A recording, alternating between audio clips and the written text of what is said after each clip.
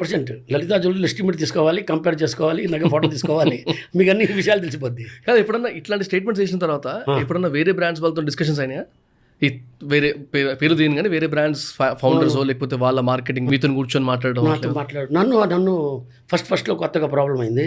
తర్వాత నేను ఎక్కడ పోను, ఎక్కడ నన్ను పోను అంటే నన్ను పిలిచినా కూడా నేను ఈ సబ్జెక్ట్ అయితే మాట్లాడను. అవునా? స్టార్టింగ్లో ఏం ప్రాబ్లం అయ్యేది సార్? నన్ను పిలిచారు అసోసియేషన్లో, అసలు ఈ టాపిక్ కాదు వేరే టాపిక్ అని చెప్పారు.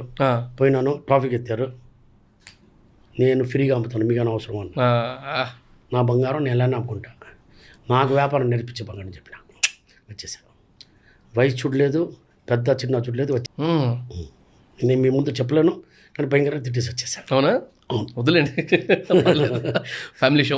లేదు దాన్ని ఏమంటే సార్ ఇప్పుడు మీరు బ్రాడ్కాస్టింగ్ చేస్తున్నారు, మీ ఇష్టం, మీరు ఏం క్వశ్చన్ అడుగుతున్నారు, అది మీరు అది మీ పని అనమాట. సో దాన్ని నేను డైరెక్ట్ చేయకూడదు. రైట్.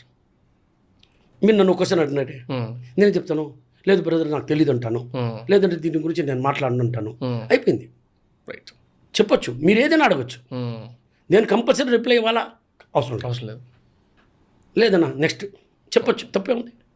సో అలాగానే నేను ఏం చేస్తున్నాను, ఎలా చేస్తున్నాను, నాకు వ్యాపారం నేర్పించేది ఎందుకు ఉన్నాను, నీ వ్యాపారం నువ్వు నేర్చుకుని ఆయన నేను అందరూ నేర్పించాను కదా. ఇప్పుడు రైట్, అందరు ఇప్పుడు కొంచెం దారికి వస్తున్నారు కదా, కానీ రాలేరు.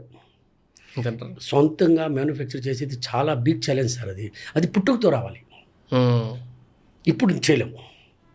అది బోర్న్ బర్త్ అంటాం కదా, అలా వచ్చింది నాతో. రైట్. నేను అలా చేసుకుని హోల్సేల్ చేసుకుంటా, తర్వాత రీటైల్కి వచ్చాను. నేను ఇప్పుడు హోల్సేల్ లాగా అమ్ముతున్నాను, రీటైల్ ఇంకేం చేంజెస్ ఏం లేదు.